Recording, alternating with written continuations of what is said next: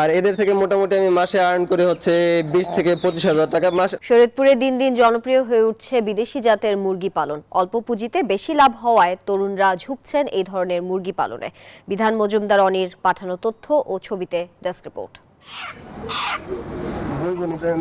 লাল, সাদা আর বাহারি রঙের পালকে ঢাকা মুরগিগুলোর শরীর দেখলে মনে হবে এই যেন এক চিত্রশিল্পীর তুলির আঁচড়ে আঁকা আলপনা।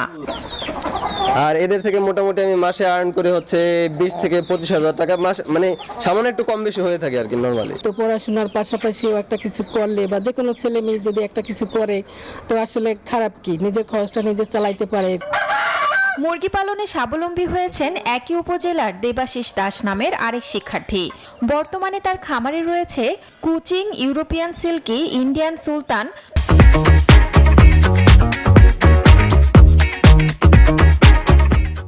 কলম্বিয়ান লাইট ব্রাহ্মা, গোল্ডেন স্রেফ হোয়াইট, বাফ পলিশ ক্যাপ, ফাউমি, টাইগার সহ অন্তত 10 প্রজাতির মুরগি।